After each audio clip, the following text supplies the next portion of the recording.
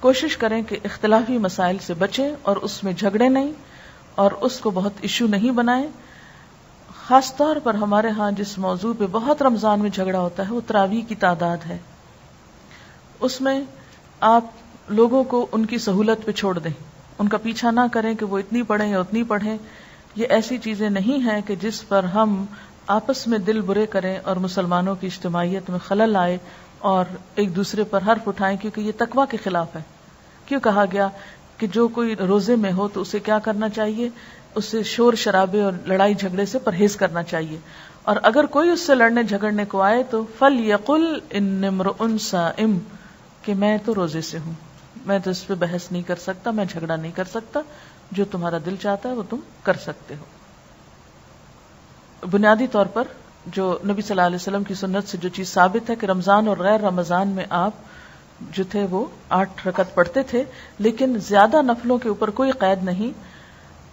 اگر کوئی 20 پڑھتا ہے یا آپ کسی مسجد میں پڑھتے ہیں اور وہاں 20 میں قرآن پاک کا سپارہ پورا ہو تو سپارے کو پورا کیجئے, اور اس میں 20 پڑھنے میں حرج نہیں ہے, اس کو 20 تک پڑھ جائیے.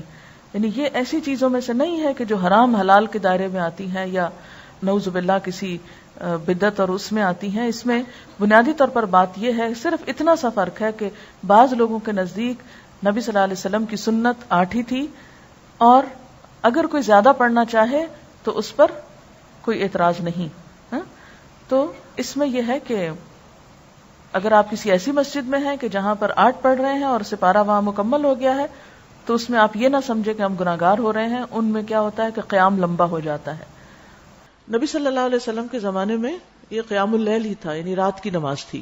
اور تراویح اس لیے کہتے ہیں کہ جب حضرت عمر رضی اللہ عنہ نے اس کی باقاعدہ جماعت کا آغاز کیا تو پھر 4 رکعت کے بعد لوگ تھوڑا سا آرام کرتے تھے. آرام سے مراد یہ کہ تھوڑا سانس لیتے, پھر اس کے بعد 4 اور پھر 4, تو اس لیے اس کا نام تراویح پڑا, یعنی وہ نماز جو تھوڑے تھوڑے وقفوں کے ساتھ ادا کی جاتی ہے. اور یہ نبی صلی اللہ علیہ وسلم کے قول اور فعل دونوں سے ثابت ہے. آپ اپنے صحابہ کو قیام رمضان کی ترغیب دیتے.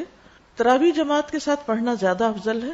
آپ نے اپنے گھر والوں اور بیویوں کو بھی تراویح کی جماعت میں شریک کیا اور طویل قیام کیا, خصوصاً آخری عشرے میں رات کے قیام کے لیے جگایا. حضرت ابو ذر فرماتے ہیں کہ ہم نے رسول اللہ صلی اللہ علیہ وسلم کے ساتھ روزے رکھے. آپ نے 23ویں رات تک ہمارے ساتھ رات کی نماز نہیں پڑھی, پھر 23ویں رات کو ہمیں لے کر کھڑے ہوئے, یہاں تک کہ 1/3 رات گزر گئی, 1/3, اتنا لمبا قیام کیا. پھر 24ویں رات کو نماز نہیں پڑھائی, لیکن 25ویں رات کو آدھی رات تک نماز تراویح پڑھے, پہلے سے بھی زیادہ لمبا. ہم نے عرض کیا, یا رسول اللہ صلی اللہ علیہ وسلم, ہماری آرزو تھی کہ آپ باقی رات بھی ہمارے ساتھ نوافل پڑھتے. آپ صلی اللہ علیہ وسلم نے فرمایا, جو شخص امام کے ساتھ اس کے فارغ ہونے تک نماز میں شریک رہا اس کے لیے پوری رات کا قیام لکھ دیا گیا. یعنی آدھے میں نماز چھوڑ کے نہ آ جائے انسان, اینڈ تک ساتھ رہے. پھر آپ نے 27ویں رات تک نماز نہ پڑھائی. 27ویں رات کو پھر کھڑے ہوئے اور ہمارے ساتھ اپنے گھر والوں اور عورتوں کو بھی بلایا, یہاں تک کہ ہمیں اندیشہ ہوا کہ فلاح کا وقت نہ نکل جائے. راوی کہتے ہیں میں نے ابو ذر سے پوچھا فلاح کیا ہے, تو انہوں نے کہا سحری کا وقت. یعنی اس سے اندازہ لگا سکتے ہیں کہ اس نماز کا پھر کتنا وقت ہو سکتا ہے. یعنی آپ نے 1/3 رات بھی قیام کیا, آدھی رات بھی کیا, اور تقریباً سحری کا وقت ختم ہونے تک بھی کیا. اسی لیے آپ دیکھیں کہ 27ویں رات کو عموماً بعض اوقات لوگ ساری رات قیام کرتے ہیں. اب یہ جو آپ صلی اللہ علیہ وسلم کا طرز عمل ہے, اس سے ہمیں پتہ چلتا ہے کہ یہ نماز پڑھی جانی چاہیے. یہ نماز جماعت سے کرنے میں بھی کوئی حرج نہیں, اور اس نماز میں عورتوں کی شرکت پر بھی کوئی پابندی نہیں, وہ بھی شریک ہو سکتے ہیں. آپ صلی اللہ علیہ وسلم نے ہر روز کیوں نہیں پڑھائی؟ اس ڈر سے کہ کہیں امت پر فرض نہ ہو جائے. تراویح سے پہلے ان آیات کا ترجمہ پڑھ کر جائیں جو امام پڑھنے جا رہا ہو, یعنی جو سپارہ ہو اگلے دن کا اس کو ذرا ایک دفعہ دیکھ لیں کہ کیا آج پڑھا جائے گا, تاکہ خشوع و خضوع قائم رہے.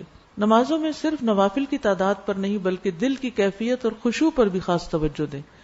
یعنی صرف نمبر آف رکعت کے اوپر نہیں جائیں بلکہ یہ بھی دیکھیں کہ ان کی کوالٹی کیا ہے, کیونکہ نبی صلی اللہ علیہ وسلم رمضان اور رمضان کے علاوہ 8 رکعت پڑھتے تھے. حضرت عائشہ کہتی ہیں تم نہیں جانتے کہ ان کا طول اور ان کا حسن کیا تھا, یعنی وہ رکعتیں کتنی خوبصورت اور کتنی لمبی ہوتی تھی. تو بعض اوقات ایک میراتھن ریس لگی ہوئی ہوتی ہے, بس کھڑے ہوئے بیٹھے بیٹھے 20 پوری کے ختم کیا. تو اصل چیز یہ ہے کہ آپ کتنی توجہ سے اللہ کی طرف متوجہ ہیں.